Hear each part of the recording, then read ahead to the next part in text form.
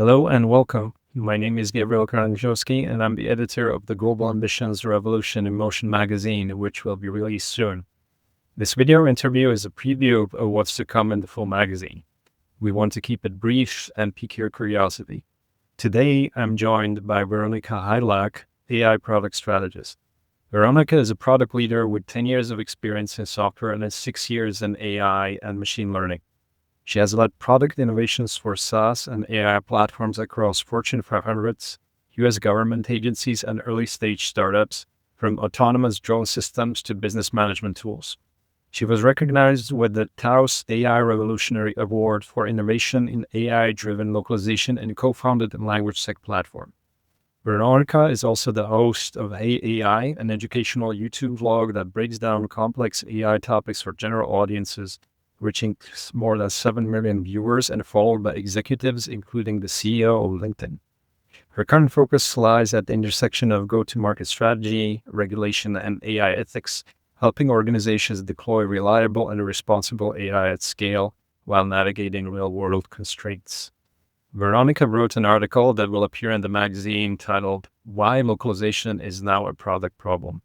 Thank you for being here, Veronica. Thank you so much, Gabriel. You made me sound so much more impressive than I actually am. Well, thanks. All right, let's dive into it. Yeah, Veronica, in your article, you argue that translation and localization are a product problem. So let's unpack that. Why? I think lock and translation, they've shifted from being a back-end operational concern to a front-end product experience. It's now directly impacting the success of business, the core metrics. And when I say it's a product problem, I really mean three things. The first is that localization nowadays directly impacts the metrics product people are responsible for: user acquisition, conversion rates, retention, sales. So when your product or even business doesn't feel native to a market, it creates friction in the user's experience that prevents people from sticking with you. So that makes it squarely a product team's problem to ensure that the product or, again, business, if you're in sales, is successful. Going along that, it's really all about user trust now. So users see an untranslated or poorly translated app as a company that just doesn't care about them. And the data shows that 52% of users will uninstall apps due to poor localization in the first 30 days. So that is a potentially 50% loss of revenue, huge product failure. And I think the last thing is user expectations really have changed. I know that a lot in our industry hate, Google Translate, hate automated translations. The reality is 5 billion people spend 2.5 million or 2.5 hours on platforms like TikTok and Instagram every day. They have translations embedded everywhere. And we understand that those translations are bad, but users are now expecting translation as a baseline feature, not a premium service. So when I say it's a product problem, I think the most forward-thinking product leaders are seeing lock as the solution to their issues. And I've seen articles from people who have no experience with localization at all, no experience in background, educating other product people now that localization will help you succeed, and it's not just throwing it into Google Translate. That's super unprecedented now. In your article, you're also pointing at something which I think is a sore point for many in our industry, and it feels like it has really been the problem the last 10, 15 years. Feels like localization being the invisible industry, and what you're saying and hinting at, it's probably changing, which is for the better. Do you think are we any closer to solving this pain point of localization being the invisible industry?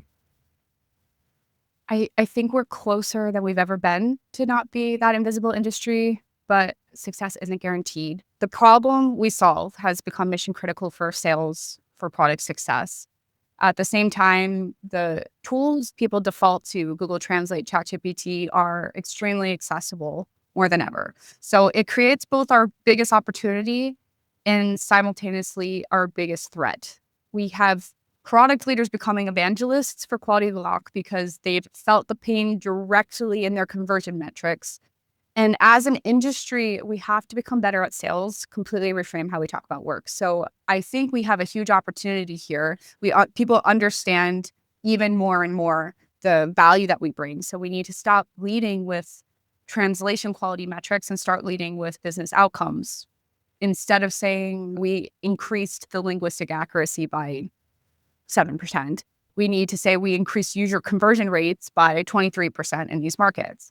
And I just don't think what we really need to overcome is the ability to productize our expertise. There are Y Combinator-backed startups getting all of the attention who are claiming they're solving this tech localization problem because they think nobody solved it yet, even though we have.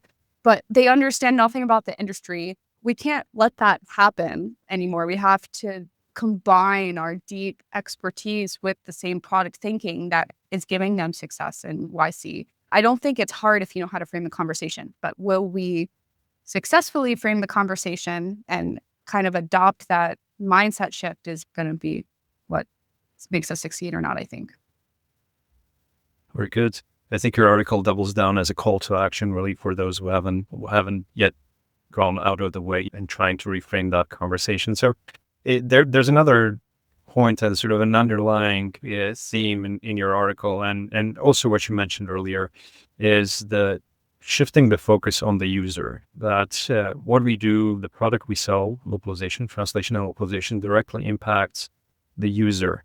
So what are some of the say dimensions or metrics, if you will? I think there are multiple ways to name this, that companies must urgently see to in this day of AI first, AI everywhere. Metrics will depend on the company, but I think the ultimate thing everyone really needs to understand is trust has become the primary currency in AI. When users see AI generate content, they're super aware that something feels off. So bad localization now feels potentially dangerous or manipulative rather than just awkward. Users are kind of asking themselves now, does this company actually understand my market, or are they just running everything through AI? And on those same lines, cultural authenticity is now scrutinized differently because users can sense when content feels team generated versus culturally informed. So does your brand, does your product, does your business demonstrate general cultural intelligence or just AI algorithmic efficiency? I think just like users want to know, are you speaking to me or at me? Mm-hmm. And the companies that can't answer these questions convincingly well, or just think that AI is going to solve anything, they're going to lose global trust faster than ever before because people are very skeptical of AI. They can kind of smell it now, and they want to feel like you've put some care into trying to reach your message to them. Very good. One last question for the road, Veronica. Why should people read your article? Renato Beninato says this all the time. We have a sales problem in this industry. A lot of us are really bad at selling localization to the people who would actually buy it. And I think this article helps reframe the conversation to understand why we're so critically needed. We know that. How do we communicate that to the people that would be buying us? Localization, I think, is an expectation now. It's not a luxury. But we are, as you said, still dealing with a population that largely knows we don't exist. So I think this article helps to communicate our value in a way that resonates with the people that need to pay for it. And I'm so excited to be involved. Thank you so much for asking me to join. Thank you for being on board with it. It's been a pleasure. Thank you for watching, folks. Stay tuned for more previews of what's to come in the full release of the Global Ambitions Revolution in Motion magazine, coming out at the start of September.